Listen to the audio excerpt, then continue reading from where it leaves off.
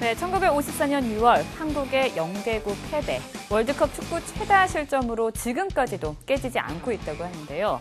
비록 부끄러운 기록을 남겼지만 6.25 전쟁의 상처로 힘들었던 국민들에게 희망을 준 자랑스러운 경기이기도 했습니다.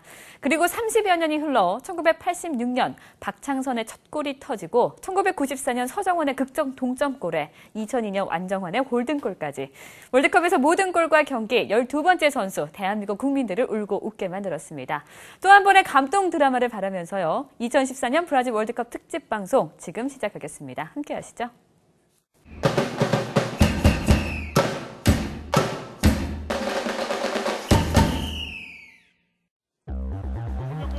2002년 직접 그라운드를 누비던 주장 홍명보가 이번에 축구대표팀 사령탑으로 2014년 브라질 월드컵에서 또 다른 신화에 도전합니다.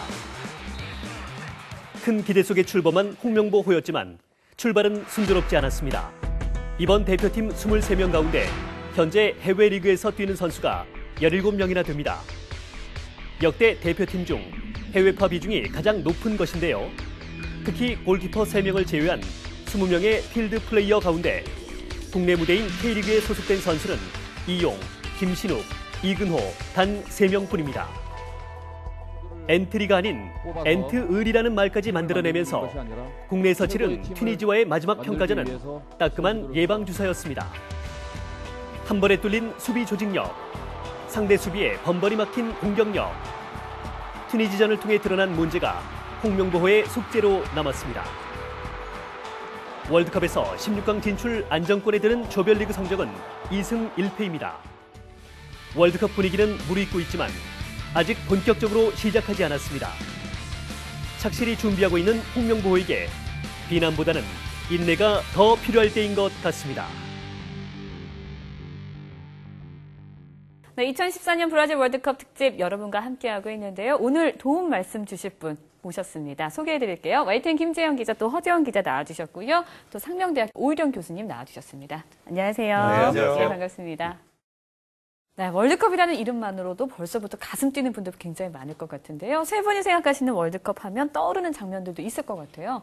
어떤 게 있을까요? 허재원 기자부터 먼저 말씀해 주세요. 저는 역대 월드컵 본선들도 많이 기억에 남는 장면들이 많지만 이번 예선을 처음부터 끝까지 취재를 해왔기 때문에 예선에서 저희가 가장 힘들었던 부분, 이란 원정에서 지면서 가장 힘들어졌었거든요.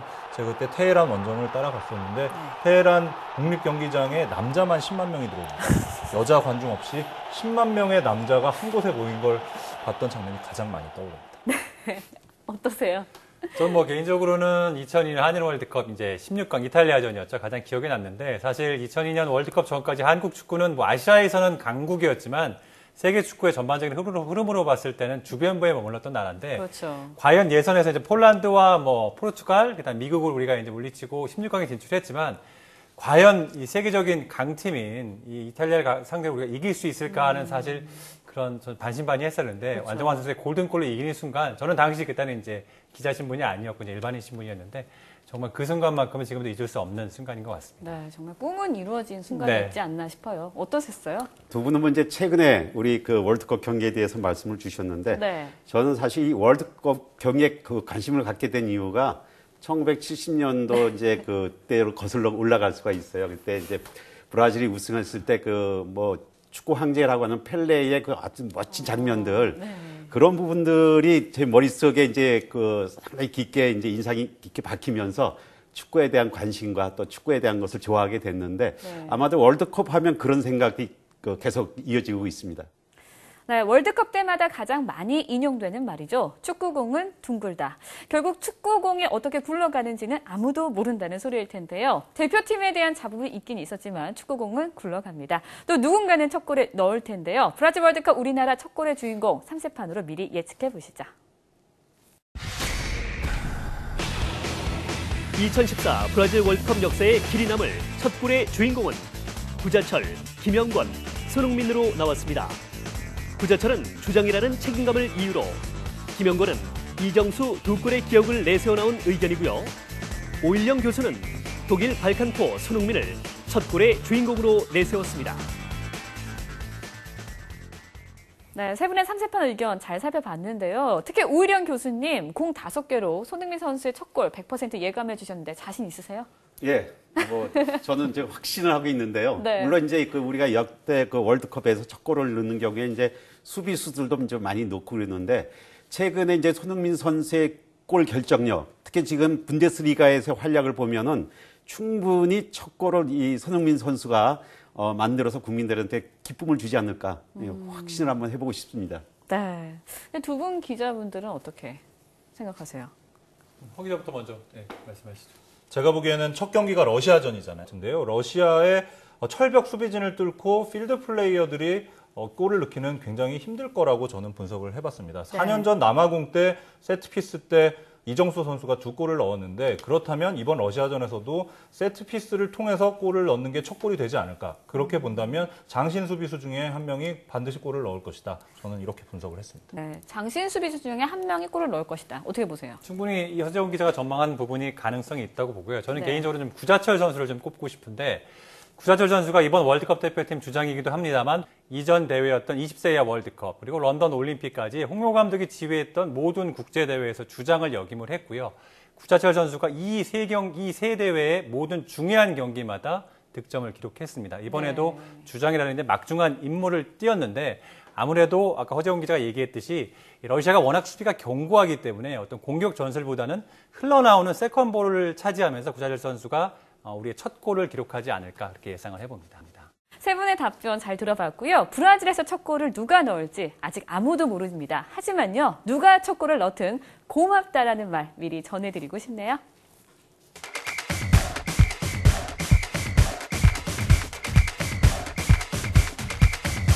네, 이번에 우리 상대 팀들에 대한 분석 들어갑니다. 브라질 월드컵 첫 상대입니다. 러시아인데요. 유럽 지역 예선에서 포르투갈을 플레이오프로 밀어내고 조 1위로 브라질 월드컵 본선 티켓을 차지한 팀입니다. 해외 언론들은 러시아의 카펠로 감독이 한 명이 팀보다 강하다라고 평할 정도인데요. 김재영 기자, 카펠로 감독이 있고 나서 그 전 뭐가 이렇게 다른 건가요? 일단 러시아가 원래 축구를 잘하는 나라이긴 했는데 유로 2008 4강까지 갔던 팀이고요. 그런데 이 카펠로 감독이 오면서 가장 바뀐 부분이 우리와는 조금 상반되는데 카펠로 감독은 튀는 선수를 굉장히 싫어합니다. 조직력을 굉장히 강조하는 스타일이고. 홍명보 감독과 비슷한 것 같아요. 그렇죠. 그런 부분에서는 비슷한데 우리는 이제 해외파, 즉 유럽에 뛰는 선수들이 많은데 카펠로 감독은 반대로 기존에 있던 해외파 선수를 과감히 배제를 하고 러시아 국내 리그에서 뛰는 선수들만도 스쿼드를 이제 구성을 했습니다. 이러면서 선수들에게는 그동안 조금 국가대표에 발탁되지 못했던 선수들에게는 자연스럽게 동기부여가 됐고요. 이런 조직력으로 이제 이게 상승을 하면서 팀 전력이 굉장히 높아졌는데 러시아가 지역에서 10경기에서 모든 10경기를 2골 이상 내주는 경기가 없고보다 1골 이하로 막을 정도로 수비가 굉장히 견고합니다. 카펠로 감독의 축구를 한마디로 요약을 하면 지지 않는 축구고요. 수비를 먼저 한 뒤에 역습으로 골을 만들어내면 그 다음에는 이탈리아식 전형적인 빗장 수비로 완전히 걸어 잠깁니다. 우리도 이 부분에 대해서 어떻게 이 빗장 수비를 뚫을지 굉장히 고민을 해봐야 하고요. 그리고 이 또 하나 변수가 이제 뭐냐면 러시아 같은 경우는 대신 30대 선수들이 많습니다. 수비진이 거의 30대 선수들이 많고요.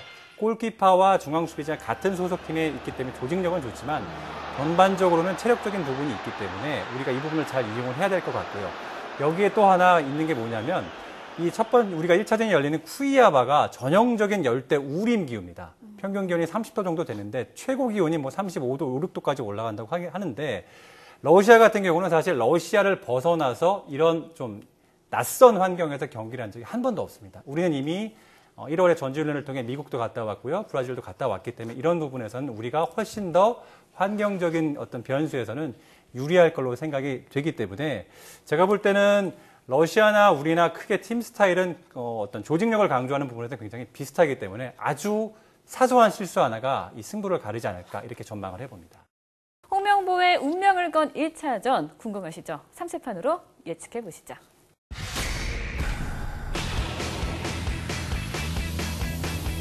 무승부의 2표, 러시아 승에 1표 나왔습니다. 러시아의 손을 들어준 김재영 기자는 팀보다는 감독이 무섭다라고 해주셨고요.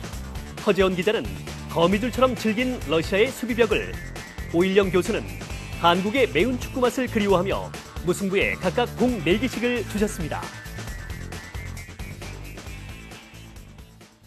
오일영 교수님께서는요, 한국 축구를 매운 축구다라고 비교해 주셨는데 어떤 의미가 있는 거예요? 네, 그렇습니다. 이번에 이제 홍명보 감독이 사실 러시아전을 대비해서 중원 압박, 측면 침투, 그리고 이제 빠른 역습 이렇게 세 가지 키워드를 제시를 했거든요.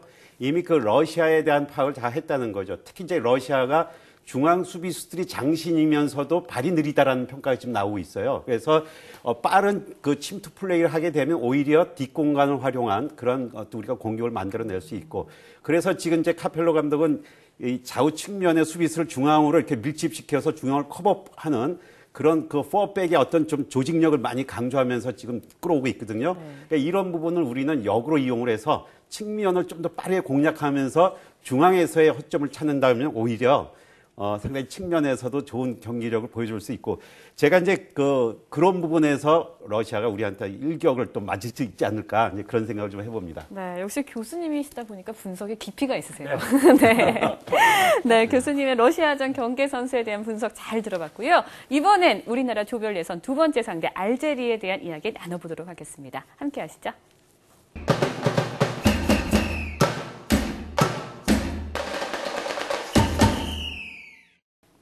네, 사막의 여우라고 불리우는 알제리와의 조별 예선 2차전 3세판으로 미리 예측해 보시죠.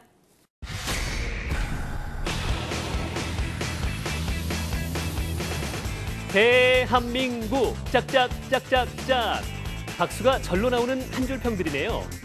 3명 모두 대한민국의 승리에 손을 들어줬고요. 특히 공 4개 이상씩을 주면서 대한민국의 승리에 확신에 찬 한 줄 평들이라 더욱 기분이 좋습니다. 네, 한 줄 평들을 잘 들어봤는데요.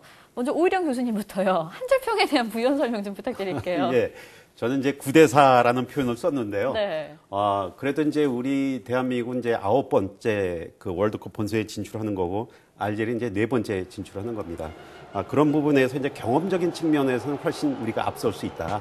그런 부분을 얘기할 수 있고, 또 알제리가 사실은 어떤 보면은 이제 유럽 리그에서 뛰는 선수들이 많이 있지만, 그 소위 말하는 이제 그 주전 선수라기보다는 교체 선수로 뛰는 선수들이 많습니다. 그러다 보니까 이제 조직력이라든가 이 팀 플레이에 상당히 약하고, 그런 것이 이제 마지막 그 아프리카 최종 3차전 부르키나전에서도 그 어웨이 경기에서 2대3으로 지고 홈 경기에서 1대0으로 이기면서 이제 그 원정 다득점으로 인해서 본선에 진출을 했거든요.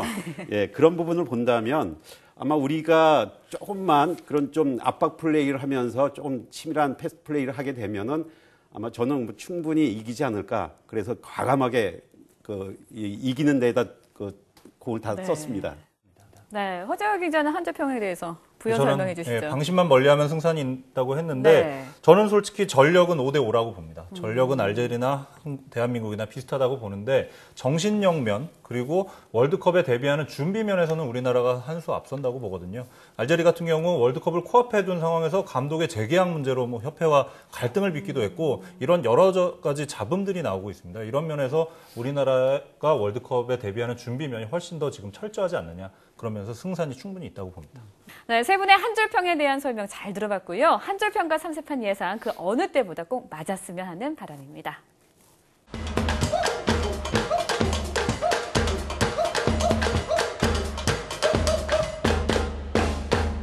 예, 저희와 함께 하시는 시간 즐겁다 보니 벌써 브라질 월드컵 조별 예선 마지막 경기 벨기에까지 왔습니다. H조 최강으로 뽑히는 벨기에에 대한 분석 허재원 기자가 준비하셨다고요? 네, 벨기에 이번 월드컵에 출전하는 선수들 면면을 보면 정말 화려합니다. 유럽 빅리그에서 활약 중인 황금 세대가 모두 포진해 있는데요. 의외로 12년 만에 본선에 올랐습니다. 유럽 지역 예선이 워낙 치열하기 때문이죠. 네. 그래서 유럽 내에서는 그다지 강호로 인정받지 못했는데 이번에는 다릅니다. 유럽 지역 예선에서 8승 2무를 거뒀습니다. 정말 손쉽게 브라질행을 결정을 했고요. 더군다나 2위 크로아티아와 승점 차이가 무려 9점입니다. 이런 이유로 이번에는 우승 후보로까지 거론이 되고 있는데요. 선수 구성에 있어서는 역대 최고라는 평가를 받고 있습니다. 벤테케가 부상으로 전력에서 이탈한 게 뼈아프지만 에버튼의 루카쿠 선수가 건재합니다. 또 잉글랜드 프리미어리그에서 뛰고 있는 펠라이니, 샤들리 이런 선수들 190 안팎으로 장신 트리오의 위협도 걱정이 됩니다. 또 아틀레티코 마드리드에서 최고의 주가를 올리고 있는 골키퍼죠. 쿠르투아 선수도 경계 1순위입니다. 공격과 수비, 미드필드까지 빈틈이 없는 뭐 이런 기집력이 강점이라면 약점도 있습니다. 어린 선수들로 구성돼서 큰 무대 경험이 부족하다는 점은 약점으로 꼽을 수가 있겠죠. 하지만 제가 보기에는 강점에 비해서 약점이 미비한 수준인 것으로 보입니다. 벨기에의 승리를 예상합니다. 네, 조심스럽게 우승 후보로까지 거론되고 있는 벨기에와 대한민국의 맞대결 3세판으로 의견 모아봤습니다. 함께 하시죠.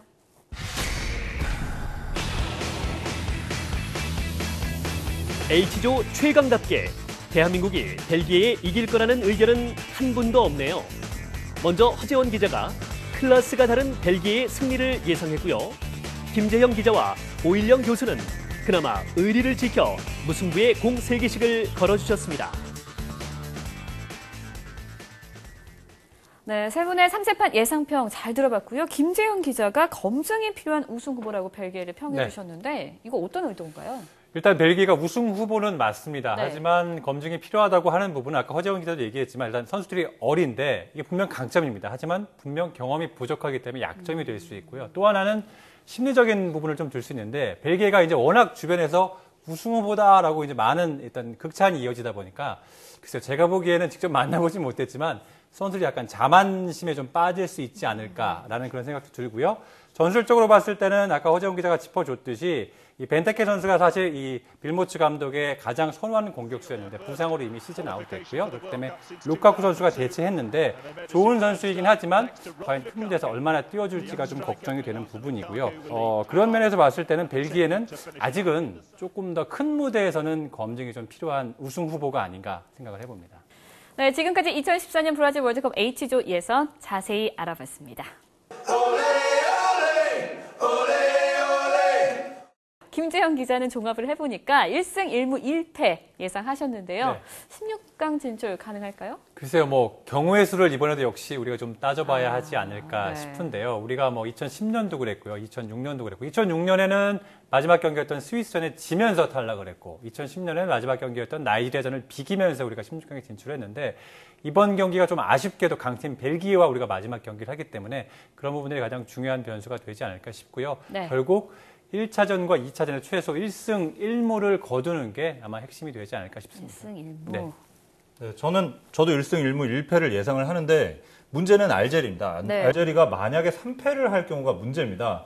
그렇다면 러시아와 벨기에가 비길 거라고 가정을 해보면 벨기에는 2승 1무 그리고 러시아는 1승 2무가 가능하다는 계산이 나오게 되는데요. 그럴 경우에는 우리나라가 1승 1무 1패를 하더라도 알제리가 3패를 당하면 조 3위에 머무를 수 있기 때문에 좀 이런 시나리오가 굉장히 현실적으로 다가오는 불안한 느낌이 있습니다. 네, 불안한 느낌까지라는 말까지 나왔습니다. 지금 방송을 막 보신 분들은요, 결과만 듣고 실망할 분 많을 것 같아요. 하지만 가장 희망적인 평 많이 해주셨습니다. 오일영 교수님 어떻게 보세요? 예, 그 두 분 아주 냉철한 그런 네. 판단을 해주셨는데 저는 이제 첫 그러니까요. 경기에 우리가 러시아랑 만약에 비긴다면 네. 그러면 두 번째는 이제 알제리를 좀 더 손쉽게 우리가 경기에 임할 수가 있거든요. 그렇게 된다면은 1승 1무는 우리가 보장을 받을 수 있고 만약에 두 번째 경기에서 벨기에랑 러시아의 경기의 영향에 따라서 러시아가 진다 한다면은 우리가 그 16강 진출 가능성이 많겠죠. 그렇게 된다면 이제 그 벨기에는 2승을 했기 때문에 마지막 우리 한국전에서는 그 전력 투구를 하지 않을 겁니다. 왜냐하면 16강 진출 이후를 봐야 되기 때문에 여러 가지 선수들 컨디션이나 이런 걸 조절하기 위해서 이미 이제 16강 진출이 되기 때문에 그 최선을 안 할 수가 있고 네. 우리는 이제 최소한 비겨야만 1승 2무가 유지가 돼서 2위로 확보할 수가 있습니다. 이제 그런 변수가 있다면은 아마 희망적이지 않을까 이런 생각을 하는데요. 그래서 네. 첫 경기 상당히 중요하고 두 번째의 그 벨기에와 러시아전 이 영향에 따라서 우리의 마지막 3차 그 세 번째 경기에 상당히 중요한 변수가 될 겁니다. 근데 저는 어쨌든 희망적으로 1승 2무. 네. 그래서 만약에 경우수를 따지더라도 러시아와의 골 득실차를 따지면서 16강 진출이 가능하지 않을까 이렇게 생각을 해봅니다. 네, 2014년 브라질 월드컵 대한민국 예상 성적 3명의 전문가의 의견 함께 하시죠.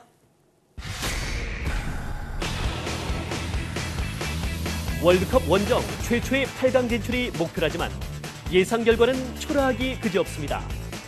허재원, 김재형 기자가 16강 진출에 실패한다고 했고요. 오일영 교수만이 턱걸이로 겨우 16강에 진출한다고 했습니다. 네, 이번에는 월드컵의 꽃, 우승컵에 대한 이야기 나눠볼 텐데요. 세 분이 뽑은 월드컵 우승 예상곡 궁금합니다. 먼저 3세판으로 보고 이야기 나눠보도록 하죠.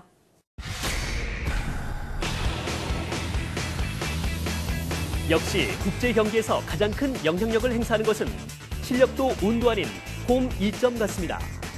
김재영 기자가 브라질의 우승을 기대했고요. 허재원 기자는 우리와 조별리그에서 맞붙는 벨기에가 월드컵을 차지할 것 같다고 했고요. 오일영 교수는 축구의 신이란 뜻이죠. 메신을 앞세워 아르헨티나의 우승을 응원해 주셨습니다.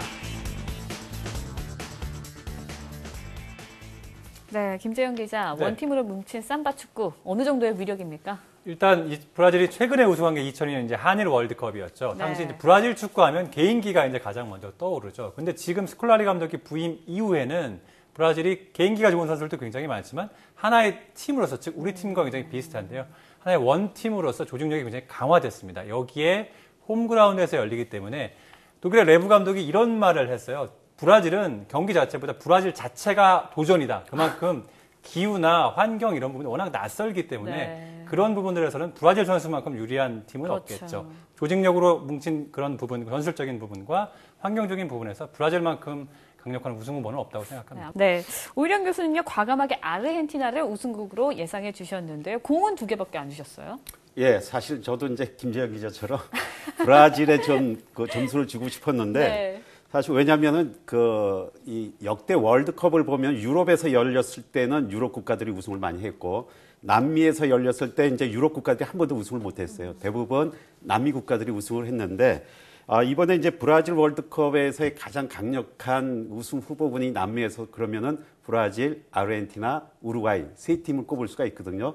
그 중에서 이제 브라질을 뺀다면 아마 아르헨티나가 훨씬 더 유리하지 않을까. 또 결승전에서 아르헨티나랑 그 브라질이 격돌을 한다면 당연히 아마 아르헨티나가 여러 가지 그런 부분에서 또 이길 수 있을 거예요. 왜냐하면 그런 전례가 있습니다. 그래서 브라질이 상당히 그거에 대한 부담감을 느낄 수가 있을 텐데, 근데 또 아르헨티나는 뭐 지금 최고의 그 스타라고 할 수 있는 메시 선수가 아직까지는 존재하고 있고, 또 지금 메시 선수를 축으로 한 그 아르헨티나의 그 공격 전술은 뭐 세계에서 최고라고 볼 수 있습니다. 그런 부분에서 아르헨티나한테 조심스럽게 제가 2개 정도는 던질 수 있습니다.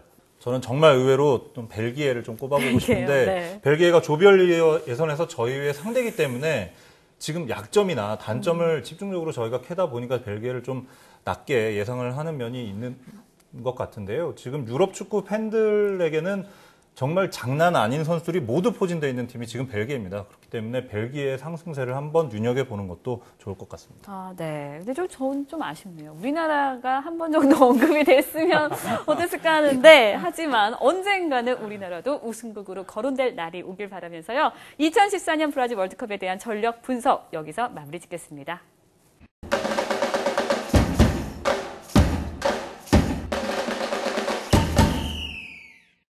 네, 오늘 브라질 특집을 함께 해주신 세 분에게 묻고 싶습니다. 세 분에게 월드컵이란? 교수님 와서 네, 말씀해 아시죠? 주시죠. 네, 저는 사실 월드컵이라고 하면 이제 스포츠 중에 가장 그 꽃이자 또 스포츠 중에 가장 핵심이다라고 얘기할 정도로 뭐 이제는 전 세계 모든 사람들에게 빼놓을 수 없는 잔치라고 볼 수 있겠죠. 네. 월드컵은 뭐 꿈이죠. 네. 아까 유지원 앵커도 말씀하셨지만 네, 그렇죠. 월드컵 우승국에게는 유니폼에 별을 새길 수 있는 이제 권한의 주벌이죠. 브라질이 5개의 별을 갖고 있는데 네. 우리도 2002년에 이제 꿈은 이루어진다. 그 사이에 별이 들어가 있지 않았습니까? 언젠가는 한국 축구도 그 자랑스러운 별을 달 수 있는 날이 오지 않을까 하는 생각을 해봅니다. 네, 그랬으면 정말 좋겠네요. 제가 기자 생활 시작한 지 이제 12년 정도 됐는데 네. 월드컵을 한 번도 가보지를 벌써요? 못했습니다. 경험한 적이 없기 때문에 월드컵은 제 커리어의 목표다. 이렇게 정리를 해봤습니다. 네, 완전 사실. 다음 월드컵엔 꼭 허재원 기자가 가자. 예, 사실 방송이 또 이렇게 또 이루어지나요? 네, 선수들 월드컵은 지구촌 축제입니다. 많은 골을 넣고 좋은 성적도 좋지만요. 무엇보다 가장 중요한 건 다치지 않고 마지막 경기까지 무사히 마치는 것 아닐까 싶은데요. 최고보다는 최선이라는 흔한 말로 우리 선수들에게 다시 한번 응원을 보내고 싶습니다. 지금까지 스포츠24 브라질 월드컵 특집이었고요. 시청해주신 여러분 고맙습니다.